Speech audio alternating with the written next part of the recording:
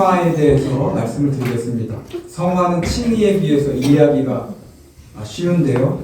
성화는 죄사함 받고 구원받은 인간이 의롭다함을 받은 사람이 이제 거룩한 삶을 살아가는 겁니다. 거듭난 사람이 아무렇게 살 수 없잖아요. 하나님의 인도하심에 따라 하나님이 원하시는 삶을 살아가는 게 성화예요. 하나님이 거룩하시기 때문에 우리도 거룩한 거죠. 하나님을 사랑하고 이웃을 사랑하고 이 땅 가운데 정의와 공의가 넘치기를 바라며 살아가는 겁니다. 물론 넘어지기도 하고 죄도 짓지만 회개함으로 죄를 돌이키기도 하고 하나님께로 돌아가기도 하는 거예요. 칭의 이후에도 회개와 믿음은 필수입니다. 신앙의 여정에서 계속 반복적으로 필요한 게 회개와 믿음이에요. 우리가 은혜 안에 계속 머물려면 또 성장하려면 끊임없이 회개해야 되는 거죠. 우리는 죄사함을 받았습니다. 더 이상 죄가 우리를 지배하지 않는데 내 안에 죄가 오염되어 있음을 발견합니다. 내 안에 이런 것이 있다니 깜짝 놀라는 거죠. 내 안에 자만이 있고 교만이 있습니다. 하나님의 뜻과 반대되는 것들이 내 안에 가득한 거예요. 마치 바울의 고백처럼 와, 나는 공고한 자구나 라는 깨달음이 되는 겁니다. 그래서 매 순간 자신을 돌아보지 않으면, 지키지 않으면 안목의 정욕과 이생의 자랑이 내 안에서 자랍니다. 이것을 제거하는 과정이 성화라고 보시면 될 거예요. 앤서니 후쿠만은 이것을 잘 설명했는데 우리 다 같이 읽도록 하겠습니다. 하나님의 선언적 행위인 칭의에서 우리의 죄 책임은 예수 그리스도의 죄사역을 바탕으로 제거된다. 그러나 오염이란 죄의 결과이며 그 다음에 떠오르는 죄를 받는 우리 본성의 부패를 의미한다. 성화 가운데서 죄의 오염은 제거되는 과정 중에 있다. 우리는 오염된 죄를 제거해야 됩니다. 근데 우리 마음대로 제거하면 될까요? 우리 생각대로 하면 될까요? 사람도 그렇잖아요. 누군가를 도와주는데 우리가 좋은 것을 준다고 그 사람이 도움을 받았다고 생각하는 것은 아닙니다. 예를 들어 배가 고픈 노숙자에게 비싼 지갑을 준다면 그것이 무슨 의미가 있겠습니까? 지갑이 명품이라고 할지라도 아무런 의미가 없는 거죠. 가격과 상관없이 추운 날 국밥 한 그릇 사주는 것이 그에게 훨씬 도움이 될 겁니다. 아빠들이 흔히 하는 실수인데요. 사춘기인 자녀가 아빠에게 이런 말을 한답니다. 아빠가 나에게 해준 게 뭐야? 이때 아빠들은 당황하고 화를 낸답니다. 너가 지금 먹고 쓰는 거, 너가 지금 들고 있는 스마트폰, 아빠가 고생해서 다 번 거잖아. 그런데 뭐 해준 게 없어? 나가! 그런다는 거죠.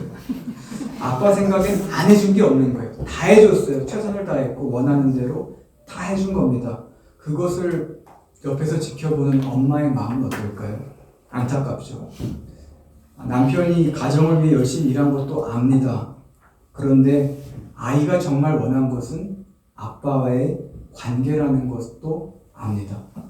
나에게 관심 가져주길 바라고 따뜻한 말을 해주기를 바란다는 거죠.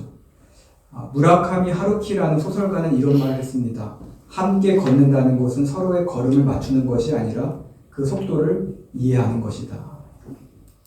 우리는 함께 걷는 것은 나란히 걷는 것이다 라고 생각을 하는데요. 이 말도 맞는데 엄밀히 말하면 속도를 이해하는 겁니다. 상대방의 다름을 이해하고 존중한다는 거죠. 그래서 상대방에게 맞추게 되고 그 결과가 걸음을 맞추는 모습으로 나타나는 거죠. 제가 왜 이 이야기를 말씀드리는가? 우리가 맞다고 생각하는 것이 하나님에게는 맞지 않을 수 있기 때문입니다. 우리의 방법이 하나님께는 방법이 아닐 수 있다는 거예요. 죄의 오염을 제거하기 위해 우리는 어떻게 해야 되는가? 성화라고 하니까 그냥 거룩하게 선하게 살면 되는 것일까? 그런데 거룩도 모양만 있으면 능력은 없습니다. 디모데후서 3장 5절이 이것을 말하잖아요. 경건의 모양은 있으나 경건의 능력은 부인하니 이 같은 자들에게서 내가 돌아서라. 모양이 중요한 게 아니고 능력이 나타내야 경건한 거라는 거예요. 그런데 어떻게 해야 경건의 능력이 나타나는가?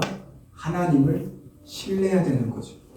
그 신뢰 속에서 하나님의 방식대로, 방법대로, 기준대로 행해야 되는 겁니다. 그러면서 하나님의 방법은 다르시구나. 이것을 생각하고 깨달으면서 나를 돌이켜 하나님께 맞추는 거예요. 세상적으로, 상식적으로 내가 맞는 것 같아도, 내가 옳은 것 같아도 하나님을 신뢰하기 때문에 맞추는 겁니다. 마치 수많은 잘나고 화려한 오케스트라 악기들이 작고 클래식한 오보에의 라음에 맞추듯이 기준 대신 하나님께 내가 맞추는 거예요. 그런데 우리가 맞추고 행한다고 하니까 왠지 내 힘으로 하는 것 같고 내 능력으로 하는 것 같다 라는 생각이 드는데요. 성화는 그게 아닙니다. 성화는 출발점이 달라요. 내 선함과 능력으로 하는 것이 아니라 하나님께 의롭다함을 받은 후에 예수님이 나의 구원자이심을 믿은 상태에서 행하는 거예요. 그러니까 엄밀히 말하면 내가 행하는 것 같지만 내가 행하는 게 아니라 행해지는 거죠. 내가 새로운 피조물이 되고 예수님과 올바른 관계를 맺었기 때문에 성화의 삶을 살 수밖에 없다는 거예요. 성령님이 그렇게 살도록 인도하시고 푸시하시는 겁니다. 그리고 그 성화의 삶 가운데 선한 행동과 구제와 이웃사랑이 포함된다는 거죠. 요한복음 15장 5절에 보면 예수님이 유명한 비유를 말씀하시는데요. 나는 포도나무요 너희는 가지라. 그가 내 안에 내가 그 안에 거하면 사람이 열매를 많이 맺나니 나를 떠나서는 너희가 아무것도 할 수 없음이라 라고 말씀하십니다. 여러분, 열매를 맺는 것도 중요한데요. 그런데 더 중요한 것은 예수님 옆에 딱 붙어 있는 거예요. 예수님과 연합하는 겁니다. 그리고 그 연합함을 인식하는 거예요. 그 후에 열매를 맺는 게 중요하지. 예수님을 떠난 상태에서 열매를 맺는 것은 중요하지 않다는 거예요. 이것을 다르게 말하면 행위나 결과보다 시작이 중요하다라고 말할 수 있는 겁니다. 성화는 내 힘이나 능력으로 하는 것이 아니라 예수님을 믿음으로, 하나님 주시는 힘으로, 하나님 주시는 마음과 긍휼함과 정의와 공의를 가지고 행하는 거예요. 그래서 이 책은 성화를 이렇게 말합니다. 성화는 결코 나 스스로의 힘으로만 이루어지는 것이 아니다. 그 능력의 근원은 바로 그리스도와의 연합에 있다. 좀 더 명확하게 이해가 되시죠? 근데 제가 이 책을 읽으면서 아쉬운 게 하나 있어요. 사실 이 이후의 것을 말씀드리고 싶은데요. 칭의된 사람이 성화의 삶을 산다고 했잖아요. 예수님께 의롭다함을 받은 사람이 의인으로 살아가야 하는데 대부분의 사람들은 오해합니다. 어떻게 오해하는가? 칭의를 개인적인 차원에서 의인이 된 것이라고 생각을 해요. 그런데 아닙니다. 성경에는 의가 들어간 게 여러 가지가 있는데 칭의, 정의, 공의 이런 의자가 들어간 단어들이 있잖아요. 근데 그 단어들의 공통점이 무엇인가? 그런 의는 개인적인 미덕을 넘어서 사회적이고 공동체적인 미덕이라는 거예요. 이게 무슨 말인가? 갑자기 이렇게 어려운 말을 하는가? 의롭다함을 받은 사람은 개인적인 성화뿐 아니라 그걸 넘어서 사회적 성화를 해야 된다는 거예요. 하나님은 우리만 거룩하고 착하고 선하게 살기를 원하시지 않습니다. 사회적 불의에 대해서 맞서 싸우고 목소리를, 옳은 소리를 내기를 원하시는 거예요. 또 가난한 자, 연약한 자, 사회적 약자, 장애인 그런 사람들을 돕고 그들을 품기를 원하신다는 겁니다.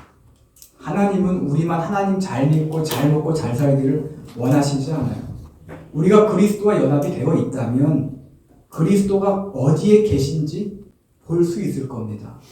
예수님은 어디에 계신가요? 낮은 곳에 계십니다. 배고픈 곳에 계시고 추운 곳, 특히 추운 거리에 계십니다. 저는 감리교를 좋아합니다.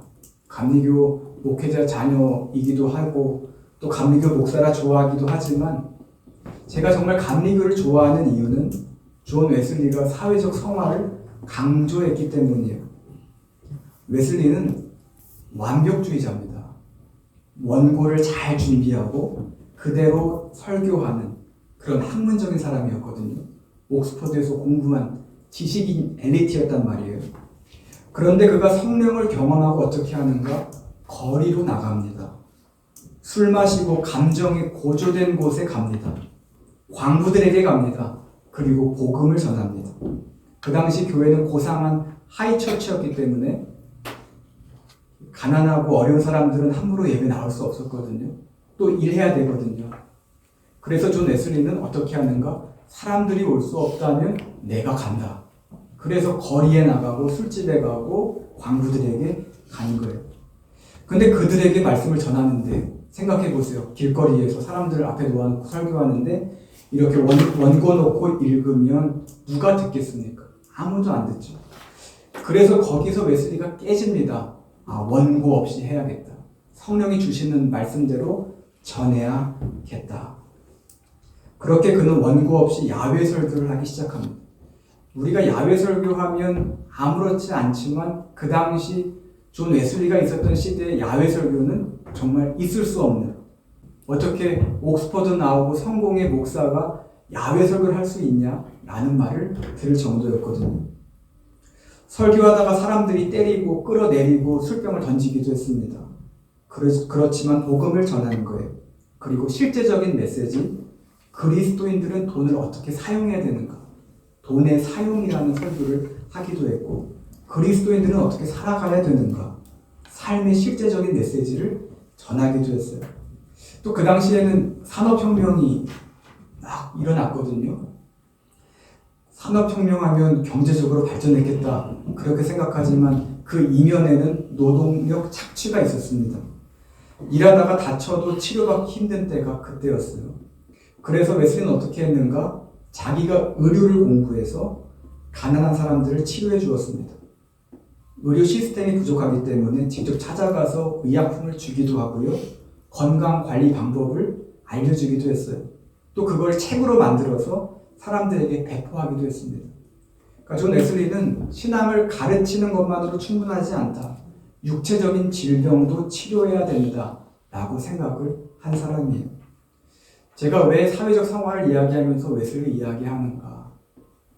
웨슬리의 삶과 감리교의 모습이 이것을 담고 있기 때문에 장로교가 교리가 강하고 말씀이 강하다면 감리교의 강점은 사회적 성화거든요. 감리교회는 이 정신을 이어받은 거예요. 이 모습을 한국교회에서 발견할 수 있는데요. 여러분 한 번도 생각해보지 않으셨을 거예요.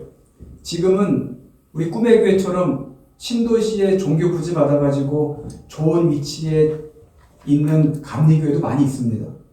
근데 가만히 생각해보세요. 지역 이름을 딴 제1감리교회들이 있어요. 수원 제1감리교회, 논산 제1감리교회. 역사가 깊은 감리교회들 보면 여러분 위치가 좋은 위치에 있나요? 아니요. 보통 시장 옆에 있어요. 제가 나온 감리교 신학대학교도 서대문에 있지만 영천시장 옆에 있어요. 차로 가면 불편한 곳에 있어요. 그 교회 건물을 찾으려고 하면 잘 보이지 않는 곳에 있습니다. 왜 감리교는 거기 있는가? 누가 봐도 부흥하기 어려운 곳인데 왜 거기 있는가? 사회적 성화에 관심이 많기 때문이에요. 잘 보여서 많은 사람들이 오기 편한 명당의 교회를 세우는 게 아니라 정말 가난하고 어려운 사람들이 예수의 소망을 품고 살아갈 수 있기 바라기 때문에 낮은 곳, 어려움이 있는 곳에 찾아가 교회를 세우는 거예요. 제가 신학교 때 교수님의 말씀이 아직도 잊혀지지가 않습니다. 마르크스는 종교는 민중의 아편이다 라고 했잖아요. 이것을 언급하면서 기독교는 민중의 아편이 아닙니다. 그러나 기독교는 민중의 편이 되어야 됩니다 라는 말을 했어요. 저는 그 말에 굉장히 충격을 받아서 장애인 봉사 동아리에 들어가서 봉사를 했었습니다. 왜 제가 갑자기 웨슬리와 감리교 이야기를 했을까요? 여러분이 감리교에 다니기 때문에 한 것일까요? 아니요. 여러분이 그리스도인이기 때문입니다. 개인의 거룩과 성화도 중요하지만 사회적 거룩과 성화가 정말 중요한 거예요. 사회적 성화를 사셔서 세상 속에서 빛과 소금의 역할을 감당할 수 있는 여러분이 되시기를 축복합니다. 하나님의 사랑이 자기 사랑으로 끝나지 않고 이웃을 내 몸과 같이 사랑함으로 내 이웃이 하나님의 사랑을 느낄 수 있도록 하나님의 사랑으로 그들이 따뜻해질 수 있도록 도울 수 있는 성도님들이 되시기를 축복합니다. 개인의 성화를 넘어서 사회적 성화의 삶까지 이어지시기를 바랍니다.